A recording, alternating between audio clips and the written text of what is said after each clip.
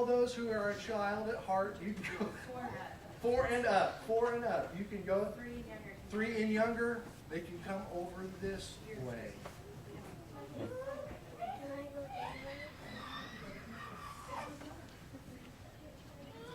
We'll all find a spot. Somewhere. Hey, buddy, you want to go back to Mom? He's lost. He's lost, Mom. It's such a big place. All right, very good.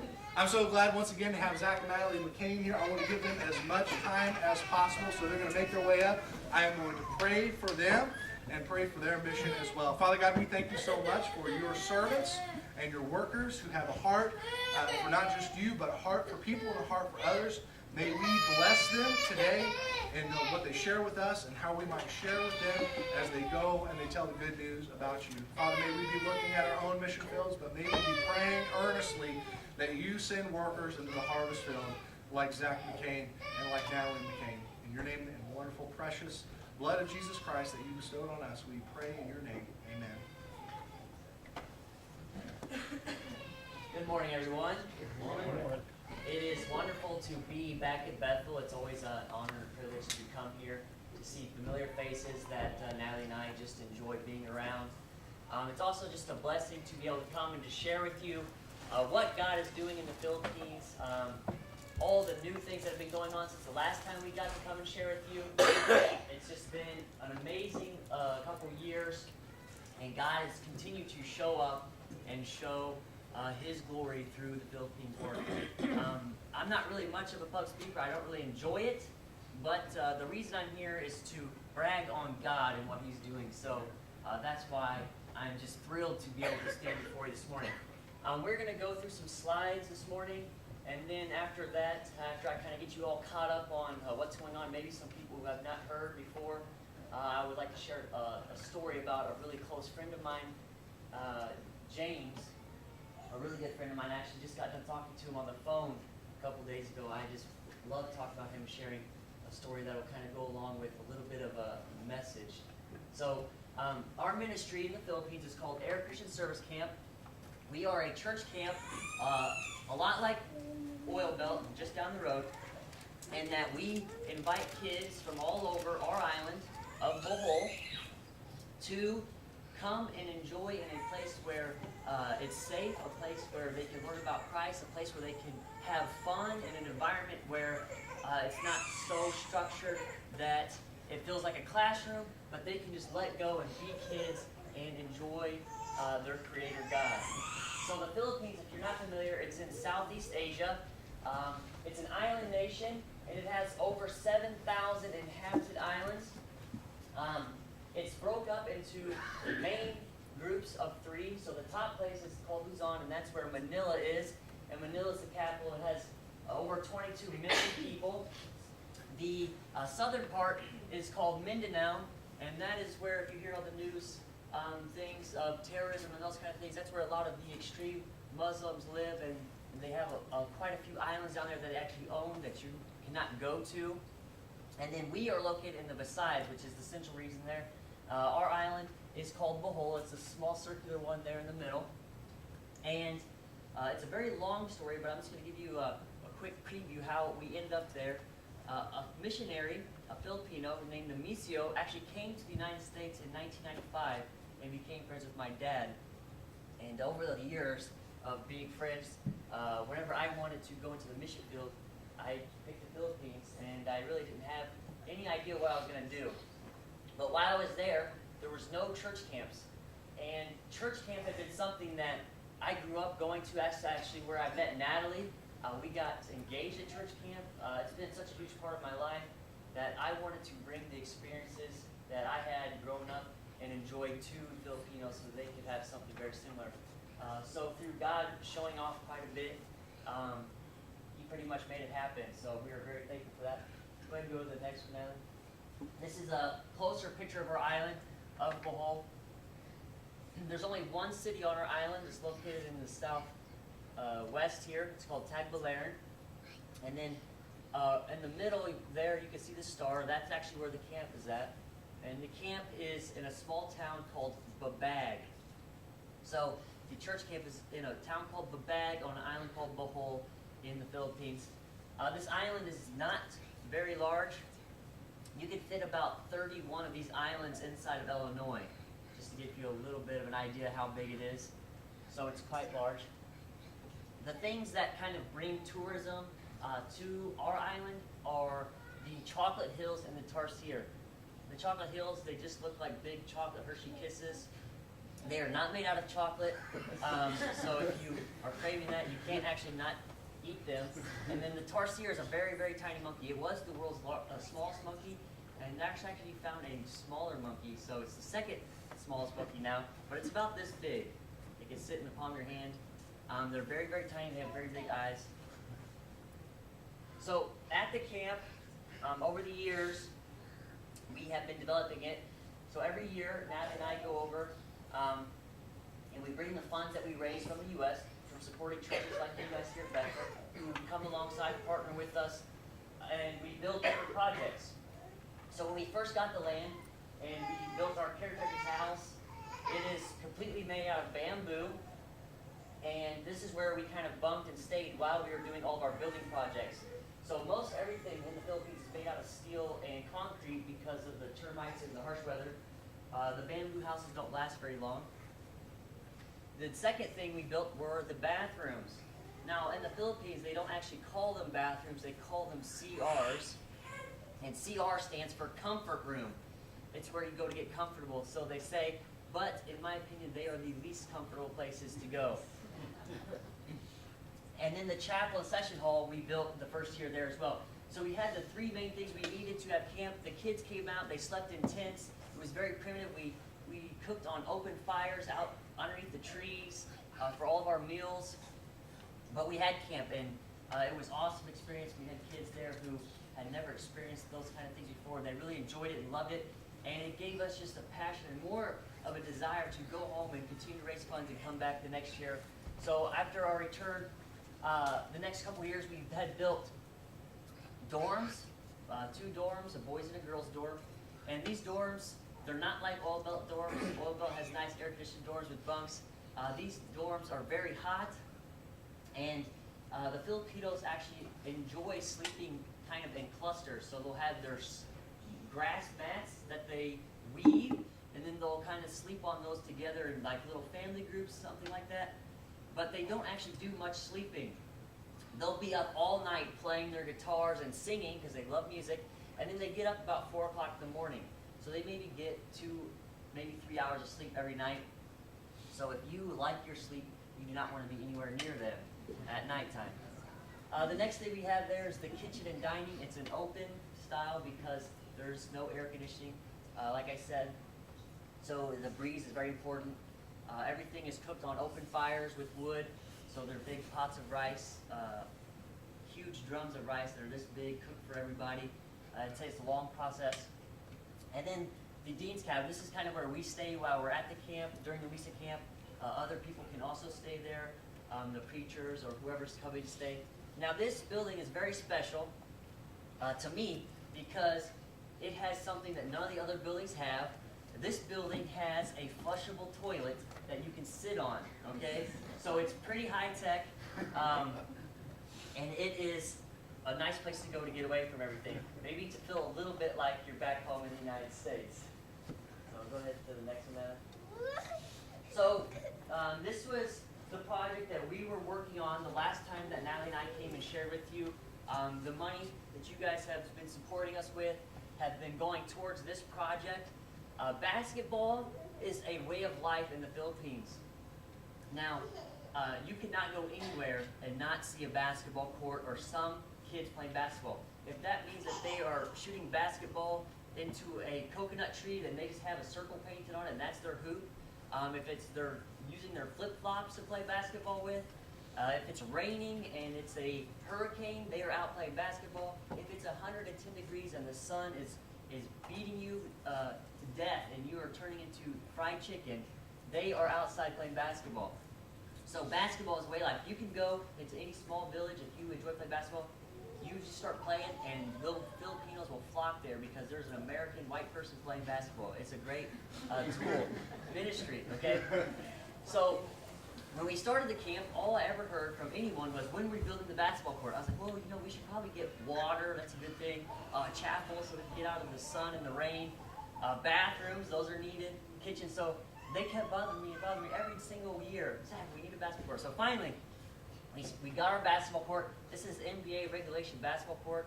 They were a little surprised at how big it was.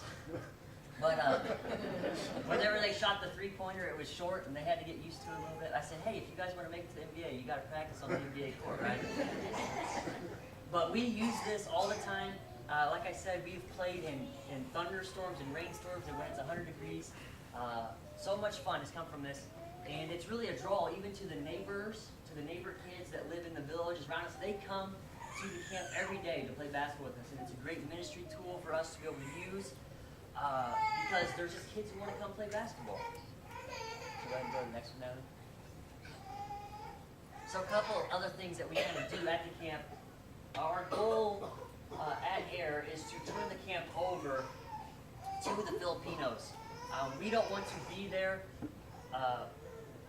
forever, and we want to make it where they can do it on their own and they don't have to rely on the support of the churches of the United States. Because if that support was to fall off, then we don't want the camp to fall off necessarily. So we're thinking of ideas and ways to make the camp self-sufficient so it can have an income of its own to pay the electrical bills and the small bills that it needs to run.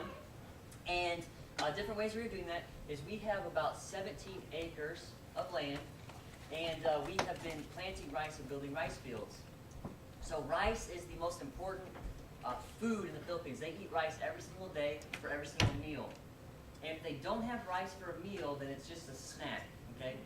I've had Americans come over before with me, and we were working on a church, and we had, about lunchtime was coming up, and it was about 11 o'clock, and the Filipinos said, it's time to eat. And they served a bunch of spaghetti, all right, a lot of spaghetti. So all the Americans were, hungry, of course. I said, don't eat too much spaghetti because this is just a snack. I don't see any rice on the table, so we're going to have lunch right after this. They thought I was joking, and they ate all the spaghetti up, and they were full. And about an hour later, all the good stuff came out, the fried chicken and the watermelon and the rice and the papayas and coconuts and pineapples, everything. All the pulled pork, all the good food came out, but they were all full, and I was just over there eating by myself. So if there's no rice, then it's not considered a meal, it's just considered a snack. So we are planting rice fields and harvesting rice. We are also planting fruit trees. Fruit grows so well in the Philippines. It's a tropical country, so there's no winter time. It's you can harvest coconuts all year round, mangoes, pineapples, papaya. A lot of the fruit we plant, we harvest all year round, and we even eat it a lot of times at camp. And then since we have so much grassland, we also have goats and a cow that kind of just wander around and eat. So we're trying to build the camp up to be able to sustain itself so that one day whenever we turn it over, they can still continue to have camp there, and they don't have to worry about the burden of paying the electric bill, because with the Filipinos in a poor and impoverished country, a lot of times it's hard for them to even eat every day, let alone be tasked with such a big property as this. So our camps, right now we kind of divide it up into, I think there's 3 up there. We have our family camp, which is our largest camp, and last year we had over 400 people come to our family camp. There were so many that our chapel was overflowed, and we had to get tarps to put outside just so that they could stay there. So that comes to realizing that we need to turn the basketball court into a new chapel. So our future plan is to cover the basketball court and to add auditorium seating and a stage so that it can hold thousands of people, because the numbers have been growing and growing each year. This last year, a lot of the preachers told us that next year it could double the size of 400, so we could be looking at 700 to 800 people, possibly. But family camp is their favorite camp. They enjoy family camp so much because the family is part of the culture. It's so ingrained in the culture that whenever they turn of age to get married, they go out and they find a husband or wife, and then they bring them back to the family, and they continue to grow the family at the home. It's a lot different than in the United States. Whenever you turn 18, your parents are kicking you out of the door and saying, go find your way, go be independent, do your thing. In the Philippines, it's a lot different. They want you to come together as a family group and to grow the family. So family is a huge aspect of their culture, and they really want that. So they really crave it, and that's why family camp is the largest of the camps. The next is youth camp. That's 15 to 24, somewhere in there. So the youth camp is something that they really love. It's the first camp we did. They really enjoy the older kids. They love playing basketball and those kind of things. It's just a joy to be around them, to see them grow every year coming back. And then juniors camp. Juniors camp is my favorite camp. These are the little kids, 8 years to 12, somewhere in there, and they are a blast. So they have never been to camp before because the youth camp is the only thing that had been going on, and they always wanted to participate, but they were too small and they were never allowed. And the cool thing is with them that their parents were even hesitant of letting them join because of the mother's need to be around the younger kids all the time. Okay? So we had to find representatives from each church to come with their littler kids so that they could be there. So it was a little bit of an obstacle at first, but now that we have their confidence, every year is amazing. So just to give you a little bit of insight, a highlight, we had our first ever hot dog weenie roast. They had never roasted hot dogs before in their lives. So we built this huge fire, and I told all the juniors, all right, you need to go out and you need to find your hot dog roasting stick, okay? Now this is something that we are familiar with, but they all came back with sticks about this big, all right? So that's not gonna work, is it? Whenever you have this huge roaring fire. So they're all trying to run up and roast their hot dogs and run away, and they're still cold, and I show up with my 10-foot long stick, I'm just standing in the back, roasting my hot dogs. The next year they caught on. They got longer sticks. The next year they caught on even more. So this last year, I was saying, what do you guys want to do this year? I was talking to them. Do you want to do something different than the hot dog roasting? You want to do marshmallows or anything you want? I'll do. I just love them so much. And they said, no, we want the hot dogs. So I had to go out and buy a trash can full of hot dogs. We had over 1,000 hot dogs for all these juniors. And they ate them all. Okay, there was none left. They were putting them in their pockets. They were saying, I'm taking this home to my mom. Okay, so they loved it so much. So that's just a little taste of the camps we love. And it's just an amazing part of the ministry just to see the kids each year grow and bring friends and be baptized. So you guys have been a part of many baptisms that have been going on in the last year. The leadership seminar, this was just this last year. We did this for the first time. One thing that we have noticed being in the Philippines and working with the churches, we work very close with the 30 churches that are on our island, is that they have a hard time with the leadership aspect. And the preachers pretty much do everything in the church. And there's no elders and there's no deacons to come alongside and to help them in their ministry. So they're pretty much like Superman, and that they work full-time jobs because the church is not wealthy enough to support the preachers. And then they're preaching, and they're having prayer ministry, and then they're doing outreaches. So they're busy every second of the day, all year long, and they don't get any breaks. So we're trying to bring the idea of having godly men and women come alongside them in their ministry, start training them up, and to implement them in your churches so that they can help you with the load so that they don't get burnt out as fast. Because a lot of Filipino preachers do get burnt out, and they just go to full-time jobs instead of preaching because they need to support their families. So we had a couple guys from Oblong First Christian Church come over. My dad is one of them, the preacher there, and then a deacon and elder. And we held our leadership seminar, and we pretty much invited all the preachers on the island and all the youth ministers and all the elders and deacons that were there, and we came in and we just taught them about the structure of the church and what it should look like and what you can do and how to grow up those people in a godly way that they could take over. This year we'll be going back again. It was a success, and they're already excited about it. They're saying that they're going to bring more people and more islands over just to hear what was taught. So we're excited about that. So one of the many things that we do as a ministry. We are not just a church camp that's doing church camp. We do build churches in the Philippines, and we support different preachers.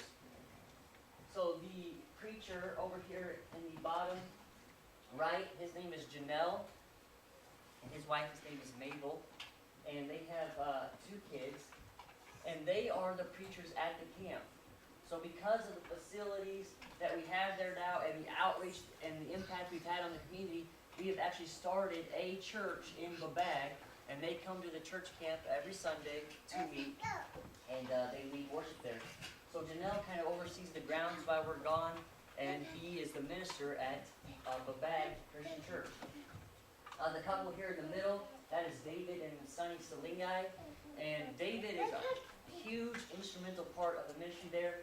He pretty much oversees all the construction projects, and he has been trained by many Americans who are proficient in welding and masonry and those kind of things, because he had been on so many trips with an organization called World Mission Builders. So he has a lot of construction skills, a very good foreman, and he pretty much oversees everything that we do at the camp.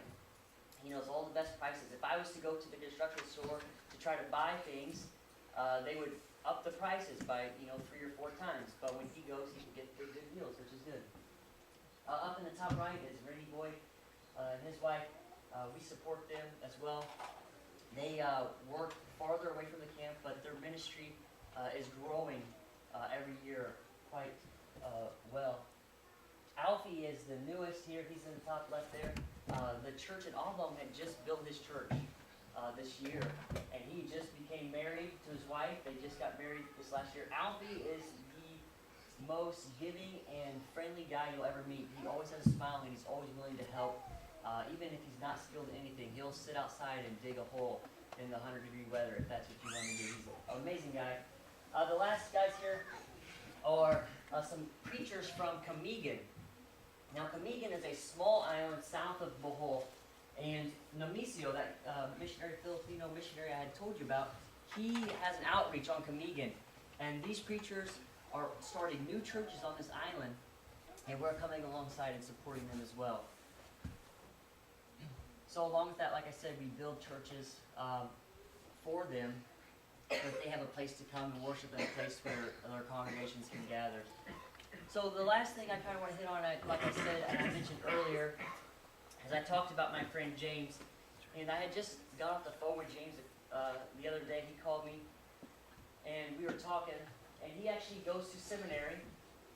He's a Bible student now, and he is practicing learning to preach the Word of God because he has such a desire for it. And that might not seem that interesting to you or peculiar, but to understand James and where he comes from is where it becomes more interesting. So James, he comes from a fishing village in Duiro. Now, fishermen in the Philippines, it's not like we go fishing here in the United States, okay? We go fishing for fun. We go fishing with our fishing poles for the afternoon or whatever it is. But in the Philippines, fishing, they do it for a living. And these are the poorest of the poor in the Philippines because they can't always catch fish, Sometimes, just like we do, we don't always catch fish when we go fishing. Sometimes the oceans are so rough that they can't even get out there in their small boats, or if it's a big rainstorm. So fishermen in the Philippines are very poor, the poorest. And James is no exception. He comes from one of the poorest families of fishermen. And the first time I met James, in 2013, he came over and he volunteered at the church camp that we were just starting. And I got to talking to him, and he said, I'm a fisherman, and I would love for you to come to my village to get an opportunity to see how we live and to go fishing with me. I said, well, I grew up fishing. I love fishing. I've been to Canada fishing for, huge northern pikes. I've been bow fishing and lots of different kinds of fishing. I really enjoy it. So I said, sure, I would love to come down and hang out with you, James. James is about this big, and he's my age. We're both about 27. I think he's a little bit older than me. And he invites me down, and we have a youth outing on the beach, okay? So it's a beautiful area. And we stay up all night, 4 o'clock in the morning, we're just winding down the evenings. He's like, all right, Zach, you ready to go fishing? I was like, oh, I guess so. So we jump in this tiny little boat. Now, when I say tiny boat, you have to imagine like a small kayak or a canoe, and then it has outriggers that are bamboo poles so that it doesn't just completely capsize in the ocean. And we head out to the ocean. Now, I am very, very sensitive to motion sickness, okay? So any planes, cars, boats, especially on the ocean, I get very sick and I will throw up most often, okay? I have lots and lots of stories of vomiting.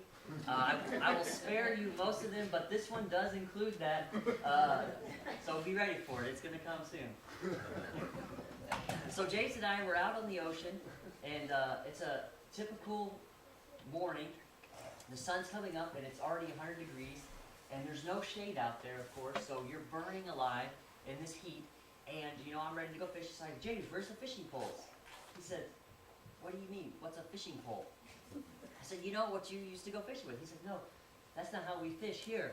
So he gets out a bundle of line with hooks on it, and he says, this is how we fish. So he shows me, and he drops the line into the water, and it goes hundreds of feet deep into the ocean. And on the line, it has tons of little hooks, and each hook has kind of like a feather on it, or something that sparkles in the water. And then, as it's going down, he pulls the string up and down, and the hooks kind of swim in the water, and it looks like a school of little fish. So then the bigger fish will come by, and they'll see the school of little fish, and of course they go and they eat the little fish. So they bite the hooks. And whenever you feel the line get really heavy when you're pulling up and down, then you know you have fish and you can pull it up. So James is explaining this and showing me, and he's doing it, and he's standing on top of the boat because Filipinos, these fishermen, they've been doing this their whole lives. James has been fishing since he was old enough to walk because in their culture, they're so poor that more fishermen mean more chances of catching fish, right? So he's a professional. He can walk on the edge of his boat, a piece of wood this thick, in the middle of the ocean while the water's teetering up and down, and I'm sitting back just holding on, trying not to fall out of the boat. And he's just standing up there fishing and showing me how it works. And you let the line go 10 or 15 feet, and then you jig it up and down, and you get those hooks going, and then you let it go again, and you jig it up and down. And then when it reaches the bottom of the ocean, you pull it up, and you do the same thing. Okay? So I was like, oh yeah, this looks pretty easy. I can probably do this.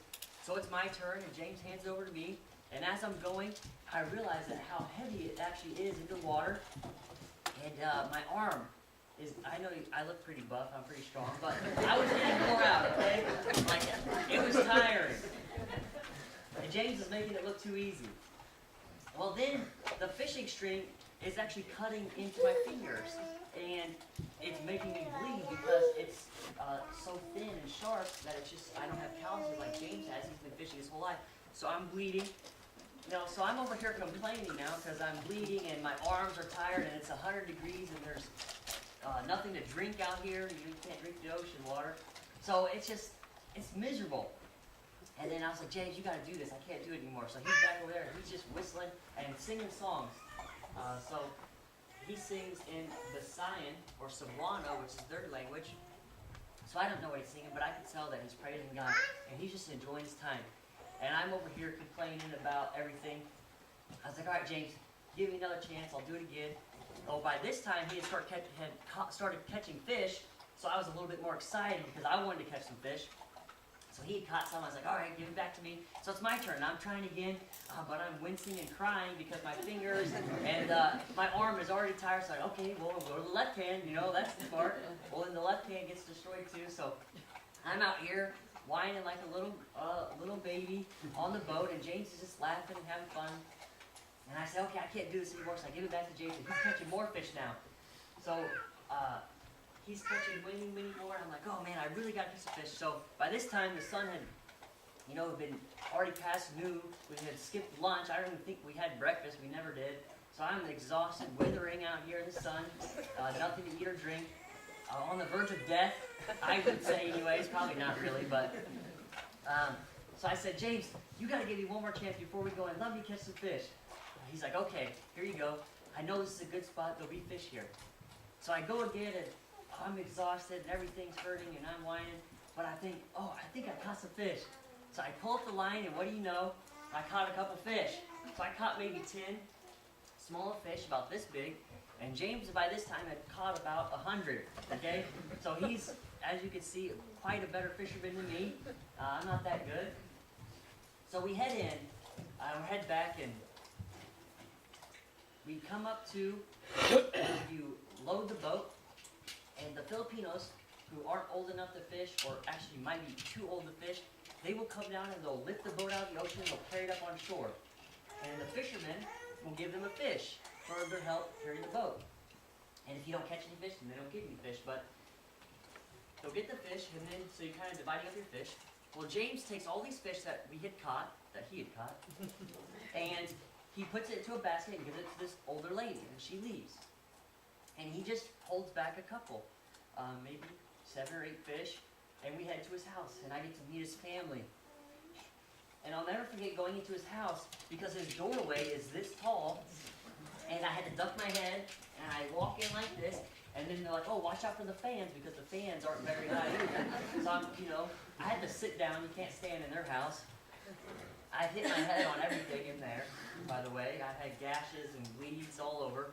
But I had to sit down. This is the first time I met everyone, and they're all covered around, and, we're talking. They asked me how the fishing was, and I said it was terrible, and that I told them it was great, even though I had whined and cried the whole time. So then they go and prepare the fish. Now, how they like to eat their fish, they take the fish, and they just clean out the guts. They leave the head on, of course, because they eat the head.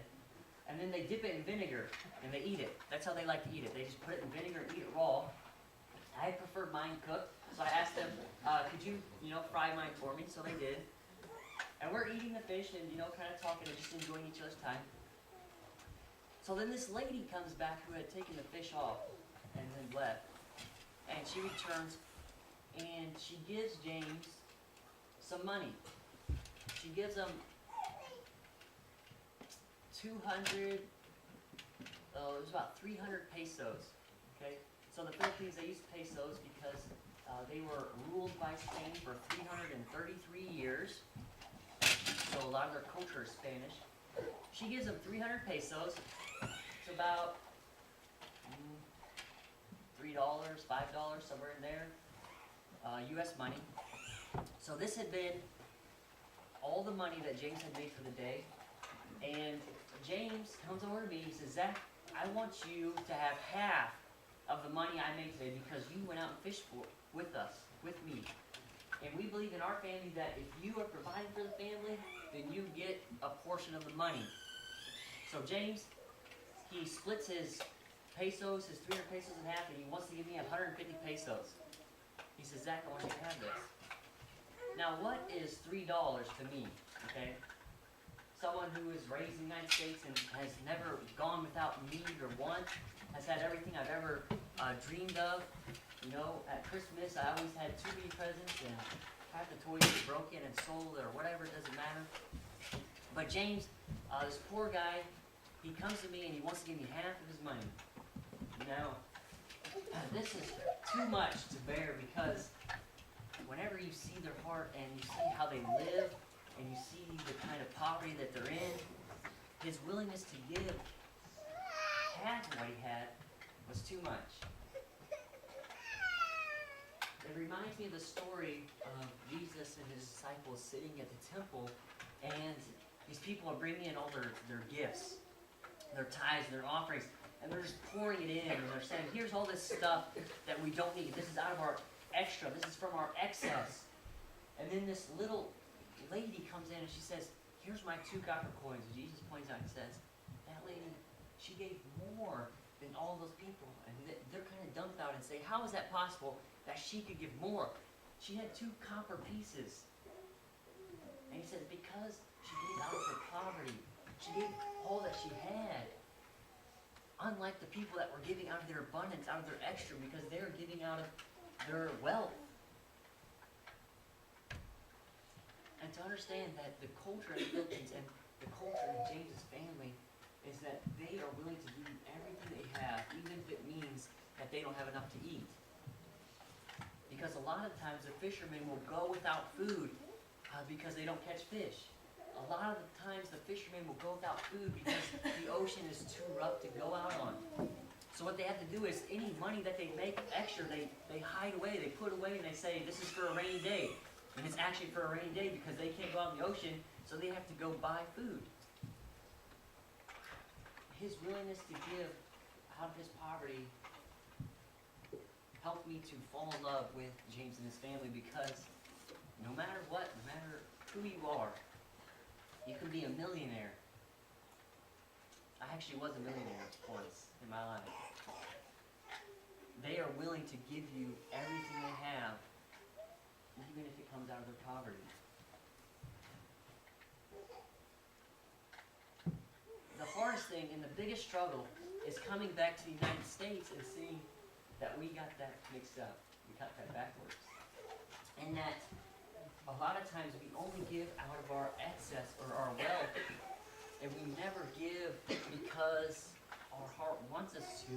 We give out of guilt, or we give out of our extra. God just wants a cheerful giver, someone who is willing to go the extra mile. That doesn't mean that you have to give your finances. That could be giving your time, or your prayers, or an encouraging message to somebody. We as humans need to realize that there's people, not just in the Philippines, but all over the world, that need help some way, somehow. There's people here in Southern Illinois that need help, that don't know Christ, that need you to go out of your way to give up something small that doesn't bother you or doesn't hurt you in the end. Because the truth is that we are living in a world that is sick and dying, and if we do not take on the responsibility of trying to make a difference, then no one will. If the disciples that Jesus had instructed decided not to make a difference, then the word of Christ, the Bible, would all have died then, but it didn't, because they decided to go out and to live like Christ. And Christ calls us to live like Him as well. Will you pray with me? Dear Lord and Heavenly Father, thank you so much for this opportunity to share what you're doing in the Philippines. None of this has been because of me. I have not done anything special. I have nothing special. And it's all done because of your glory and who you are and what you stand for.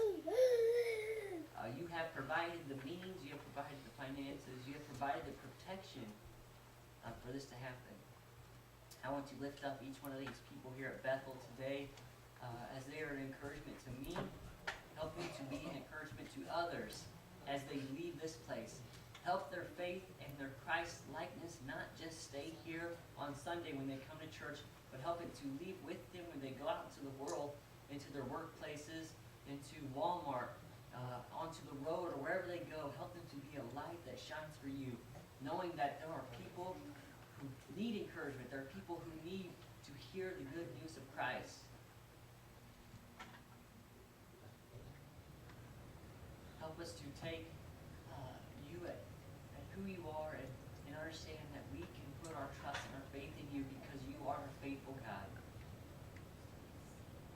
Thank you most of all for Jesus and what He means to us, His sacrifice on the cross, His willingness to come from heaven, a place where He is glorified by the angels, turning into a man and being a servant, someone who was spit on and denounced and hung to a piece of wood because He just wanted to share your love. Help us to never forget Him. We pray all this in Jesus Christ's precious holy name. Amen.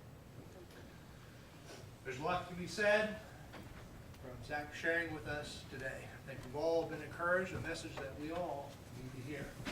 I think it goes along with what we try to teach little kids. God really asks not for a lot, He asks for our best.